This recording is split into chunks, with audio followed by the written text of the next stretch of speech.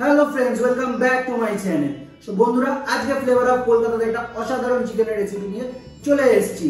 চিকেনের রেসিপিটার নাম হলো চিকেন বাটার মশলা।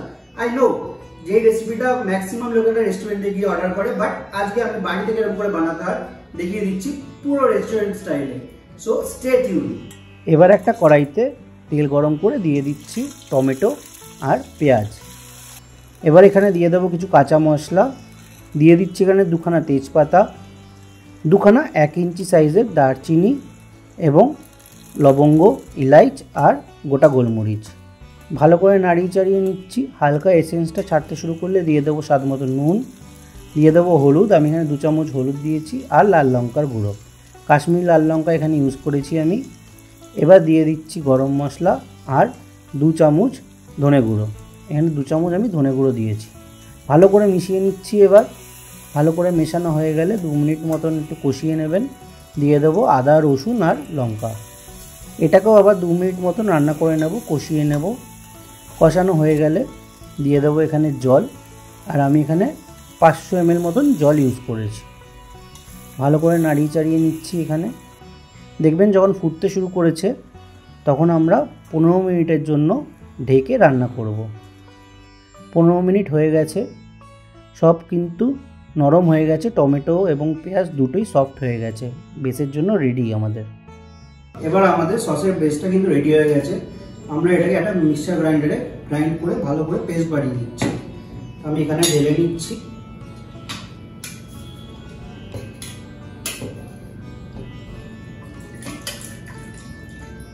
এবার আমি এটাকে গ্রাইন্ড করে নেব। আমাদের গ্রাইন্ড করা হয়ে গেছে।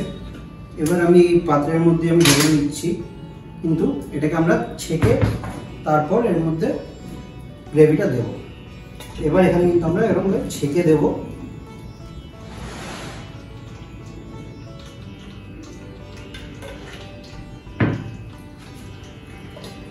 এরকমভাবে একটা খুন্তির সাহায্যে ভালো করে ছেঁকে নিতে হবে।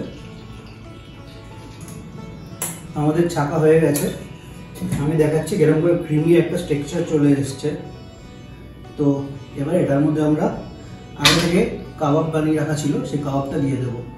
তো আমি ঝটপট কাবাবটা দিয়ে বাকি প্রসিজারটা আমি ওভেনে দেখাচ্ছি।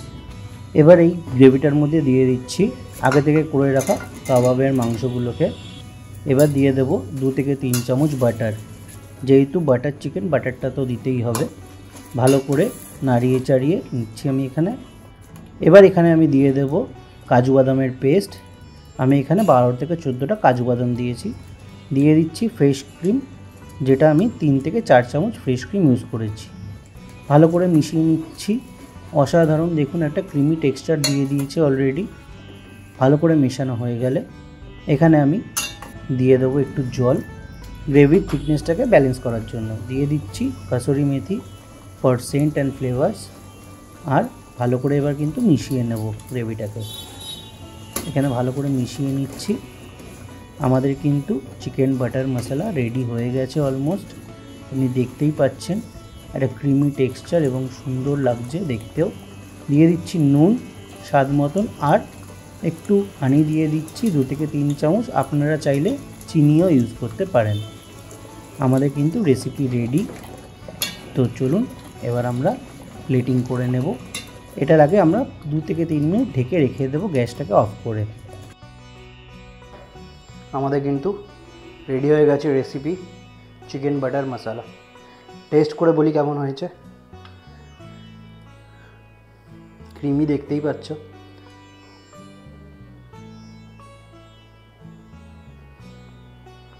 বেট দিয়ে বলছি, রেস্টুরেন্টের থেকে কোনো অংশে কম না, বরঞ্চ বেটার। তো বাড়িতে বানিও এবং আমাকে জানিও। তখন খাই।